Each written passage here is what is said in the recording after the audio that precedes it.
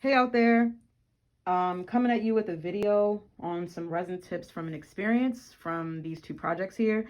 So I'm going to call these projects Project A and B. So A is kind of a mess. So it's very still sticky, not all the way cured. And there's also, as you can see, some parts missing from this art piece that I've tried to extract because this one isn't cured all the way. But B is fully cured, clear, perfectly fine. So let me come at you with some tips. So safety first. Epoxy is quite toxic, so protecting yourself is key to not be harmed by the fumes. So a part of your PPE will be your personal protective equipment. So you want to make sure you have your nitrile gloves, protect your hands, wear a respirator mask. I'm going to be honest, in the past I did not have a respirator mask and I just used an N95, which I don't recommend. So please make sure you have the right mask. Also, you want to make sure you're protecting your eyes, whether you are wearing glasses or wearing a face shield. Just make sure you're pretty much protecting your face. And make sure your workspace is well ventilated, organized, and prepared, because when you're working with resin and epoxy with these projects, you want to make sure that you can act quickly, but also in a timely manner. And you want to make sure your workspace is well organized and you're not just scrambling all over for things that you might need for your project. You want to make sure all of your focus is on what you're creating. Make sure you're working in a well ventilated and low dust area. Resin tends to cure faster in higher temperatures, which can fall in between 72 and 74 degrees Fahrenheit. Colder areas will cause your project to take a very long time to cure, so making sure your spot is warmer so that your resin can cure better will work. So you want to make sure you measure your epoxy in the same cup.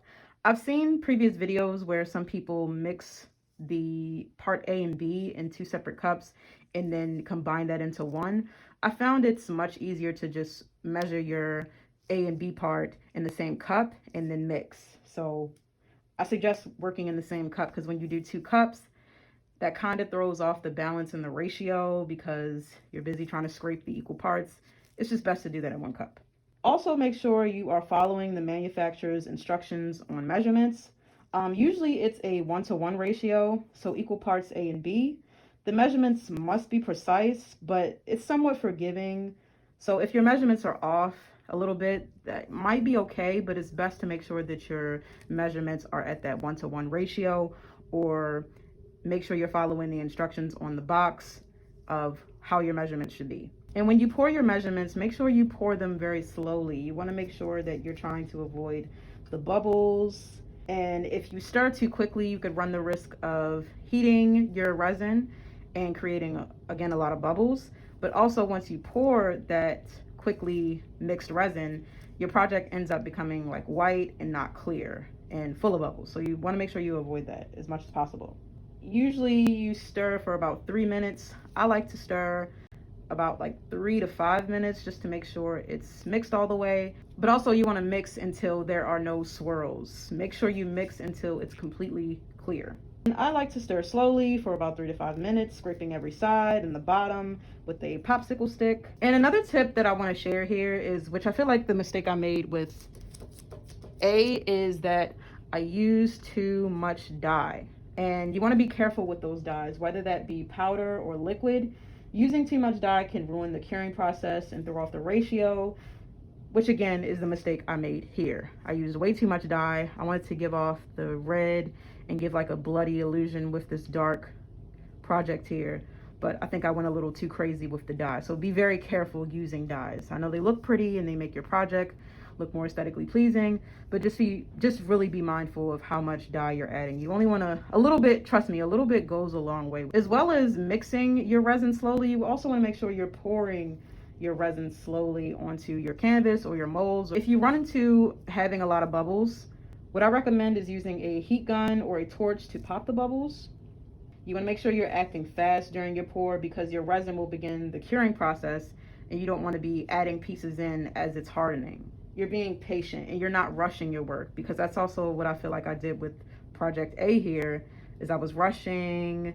And another mistake I made was adding another layer of resin on top of this, even when the first layer wasn't cured all the way. So you definitely want to make sure that you are adding a new layer of resin on top of a perfectly cured first layer. So definitely make sure you are adding your new batch of resin on top of resin that's already cured. And for cleanup, what I like to use is alcohol. This works pretty well with cleanup. Say if I get some on my desk, or if I'm using a spatula and I just want to clean off that surface, I use the highest percentage alcohol to clean. Also be careful with this because this also creates a lot of fumes, just like your resin. So when your project is finished and ready to finish curing, you want to cover your project to protect it. So avoiding as much dust and other particles is key because you don't want that to ruin the aesthetic look of your project. So make sure you're covering that, or if you are in a low dust area and you trust it, okay, then you don't need to cover it. Usually I like to use masking tape to get the borders, and then what I do is I make sure that masking tape is sitting up high so that it can kind of help. The paper that I like to use, I usually use parchment paper to layer on top, and make sure it's not touching your project. And please make sure it's not touching your project. But I definitely like to use either plastic wrap or parchment paper. That's been very helpful. And lastly, overall, be very patient and gentle with yourself. Don't rush the entire process. Understand if these steps are not followed, your project might come out runny, sticky, or tacky. So be very gentle with yourself and your project. I know it can be very frustrating, especially for a beginner and even for an expert. So remember, safety first, follow the directions, and please have fun with whatever you're doing. I wanted to just give you all a closer look at project A and B. So yeah, A is very, very much still not cured. You can see it kind of created some, yeah, that's definitely not cured. And you also want to make sure with your uncured projects, you're still, using the safety precautions of wearing your gloves, your mask, and covering your eyes. And I'm a little upset about this project because there are plenty of things encased in this still that I would love to pull out. But yeah, this is still very sticky, tacky. I ripped some pieces out to transfer over to project B. So that explains that. But yeah, I went very crazy with the dye because I really wanted to give the bloody illusion. And some parts of this project are completely cured and then others are just not. And then with project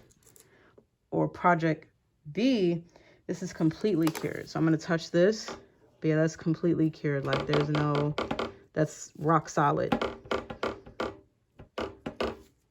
So yeah, working in a heated room will be your best friend, and making sure you have those equal parts will definitely help you out and be very beneficial to your final project. So yeah, don't make the mistake of having your project be very sticky. We want it like that.